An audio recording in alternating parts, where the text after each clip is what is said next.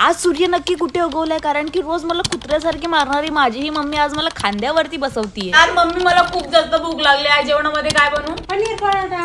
सर्वात आधी घ्यायची तुम्हाला अशी परात.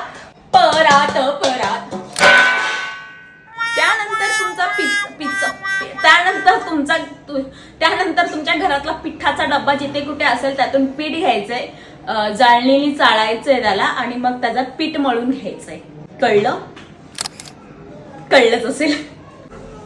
अर्ध पीठ तर मी एकदम बाहेर सांडवतीये. ढाण माझं हार्ट शेप वालं पीठ मळून एकदम रेडी आहे. कसं वाटतंय सांगा लवकर. सो जसं की तुम्हाला माहिती मी पीठ मळून ठेवलं. आता आपण कांदा, मिरची आणि कोथिंबीर कट करून घेऊया. एकदम प्रो शेफ आहे मी. बघा गाईज कसा कांदा कापते मी. कचकच कांदा कापते. देखो ना गाइस, देखो ना. कांदा काटते वक्त मेरे आंखों में आंसू नहीं आ रहे गाइस. देखो ना क्या हो रहा है ये. अजी काय कोथिंबीर कापताना का पाणी येते पण डोळ्यातून. असं पनीर घ्यायचं, त्याला असं ग्रेड करायचं म्हणजे त्याच्यामध्ये ना. सो फायनली माझं पनीर ग्रेड करून झालेलं आहे. आता यामध्ये आपण टाकायचे कांदा, मिरची आणि कोथिंबीर आणि बाकीचे मसाले. चवीनुसार मीठ. पनीर मसाले टाकायला अजिबात विसरू नका, कारण की त्याने टेस्ट इनहॅन्स होते. त्याला मिक्स करून घेऊया. मला दुसरं भांडे घ्यावं लागणार आहे.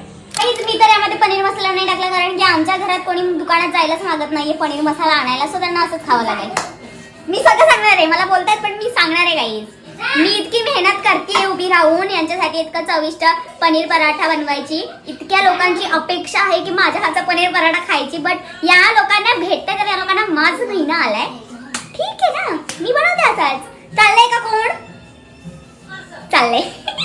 असं बोलावं लागतं गाईज. तोपर्यंत आपण तवा ठेवूया गॅसवरती. हे असं उलट काहीतरी करतात ना. कितीही चांगलं जेवण बनवलं तरी माझ्या पप्पांना चपाती आणि भाकर लागतेच. पनीर पराठा असो किंवा कोणताही पराठा, चपाती पाहिजे.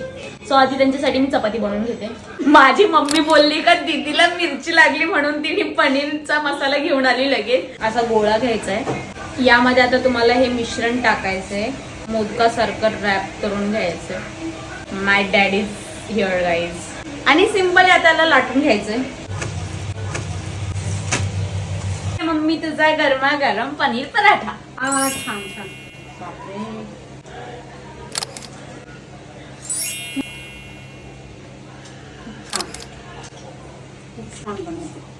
मग मारायची काय गोष्ट आहे त्यात. छान आहे असं.